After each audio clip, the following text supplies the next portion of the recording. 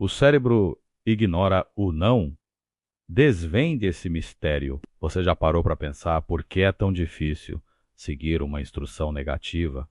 Tipo, não pise na grama e de repente, pá, você está com o pé na grama? Ou porque não se preocupe, parece ter o efeito contrário. Parece que nosso cérebro tem uma relação complicada com a palavra não. E hoje vamos desvendar por que isso acontece, mergulhando na neurociência e na psicologia da comunicação. Prepare-se para mudar a forma como você pensa sobre a palavra não. A questão é, nosso cérebro não processa o não da forma que imaginamos. Pense assim: quando você ouve não corra, seu cérebro, para entender essa frase, primeiro precisa visualizar ou conceituar a ação de correr. Só depois ele tenta aplicar a negação. É como se o não fosse um modificador que vem depois do processamento inicial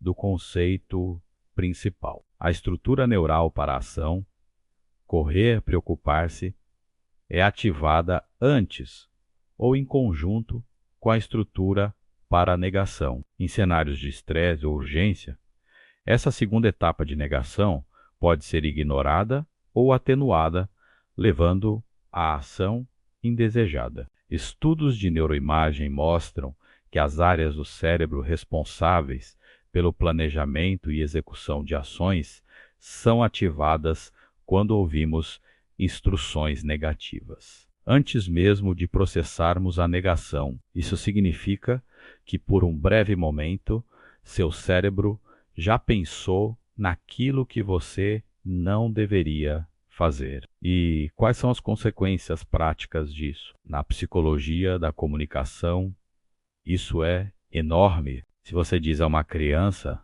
não pule no sofá, o que ela visualiza primeiro, pulando no sofá? O que aconteceria se disséssemos sente-se no sofá? A mesma coisa acontece com não se preocupe. Ao invés de aliviar, a frase foca sua atenção no preocupar-se. É por isso que é muito mais eficaz comunicar o que você quer que aconteça ao invés do que você não quer. Essa é a chave. Ao invés de focar na proibição, foque na ação desejada. Isso dá ao cérebro uma direção clara, sem a etapa extra e confusa de processar a negação. É uma comunicação mais eficaz e menos ambígua. Agora que você entende como seu cérebro lida com o não, como podemos usar isso a nosso favor no dia a dia, na comunicação com os outros?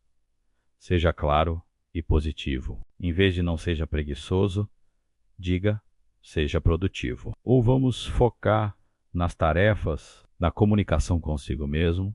Cuidado com a autocrítica negativa. Não vou falhar. Pode reforçar o medo da falha. Troque por eu vou ter sucesso ou vou me esforçar ao máximo. Ao estabelecer metas, formule suas metas de forma positiva. Não quero estar endividado se transforma em quero ter minhas finanças saudáveis. Focar no que você quer cria um caminho neural mais direto e motivador. Lembre-se, nosso cérebro é uma máquina incrível, mas ele funciona melhor com instruções claras e diretas. Evitar o não é ignorar a realidade, é otimizar a forma como processamos e respondemos ao mundo. E aí, gostou de desvendar esse mistério do não? Eu te convido a testar essa técnica na sua vida por uma semana. Tente substituir as frases negativas por positivas e observe a diferença nas suas interações